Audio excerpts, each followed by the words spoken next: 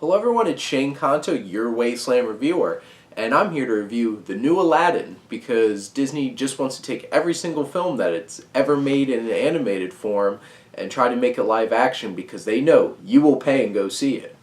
I paid and went to go see it, and it was fun. Honestly, this is definitely not their best live action adaptation. As of right now, I really think that The Jungle Book recently, that's something that took a film that was flawed and had room to grow and actually improved upon it. Which is why I'm so concerned when they're taking some of their best films and trying to remake them, and it's just like, how are you going to make it better?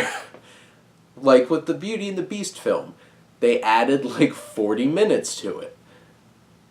They added some things they did improve upon. They got rid of the whole fact that like some witch turned an 11-year-old kid into a beast because he was being a brat, and this time he was an actual adult. So they actually picked some things that could have been improved upon. And I have to say, they do a certain amount of things in this new Aladdin film that I think was an improvement on the original film. I really felt like one of the big things that they changed was they actually gave Jasmine more agency. Instead of just like, I don't want to marry whoever you tell me to marry. She actually wants to be the Sultan, and actually has motivations, and actually wants to have a voice. And including the one song that they created for this film for her to sing, I enjoyed the song, and I thought it was a nice addition. Honestly, them adding 40 minutes to Aladdin, most of it wasn't really necessary. Like, I had a fun time. Guy Ritchie, you can tell there's a couple of scenes that were like screaming, hey, I'm in a Guy Ritchie movie.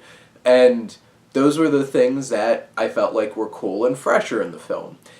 Don't know if Guy Ritchie really has a whole lot of comfort filming a musical, because some of the musical numbers, it was just like, let's just point the camera at the person as they sing, and there wasn't a whole lot to it. Some of the set pieces were a lot of fun in what they wound up doing with some of the musical numbers, and actually, to be perfectly honest, they were mostly the Genie songs that were the ones that actually felt like they had pizzazz and a lot of fun to them.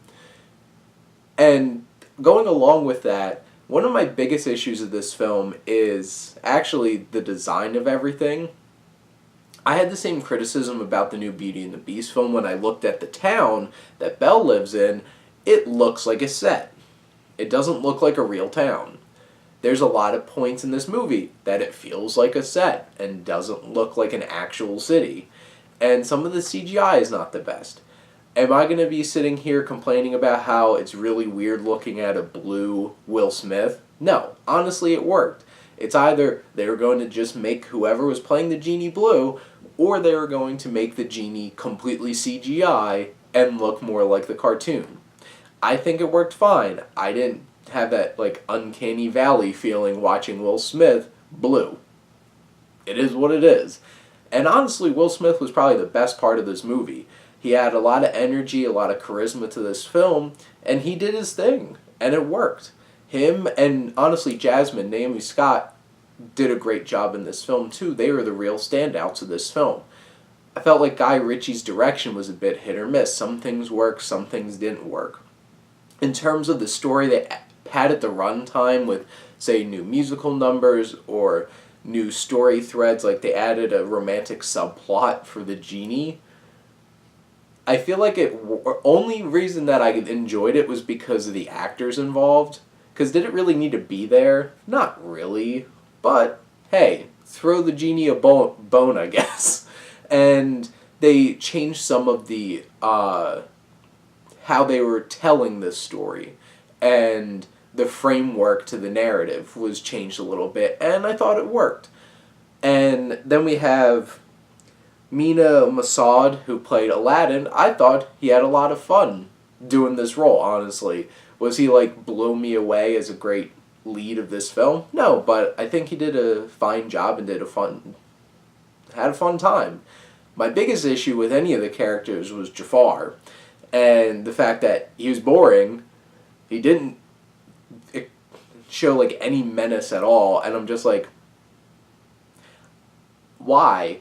looking back at the original Aladdin film, Jafar's menacing and creepy. In this movie, he's just like, hey, I'm an attractive dude. Woo! And honestly, there wasn't that much to him, so that was honestly the biggest, most disappointing part of this film. Honestly, this film was a little bit of a mixed bag of things, but honestly, I had fun. I enjoyed it. I would recommend this film. Is this one of Disney's best films? Hell no. And honestly, going into this year, this and Dumbo were a little bit of like, mostly my attention has been on the Lion King film. But honestly, go out and see Aladdin. It's fun. You'll have a nice time. If you expect this to be as good or better than the original animated film and you're basing that off if you want to go see this, then don't go see this because it's not. Just go watch the original Aladdin. But it was a fun time. You'll enjoy it. Those are my thoughts. Comment below. And let's talk some movies. But thank you as always for supporting your Wasteland Reviewer.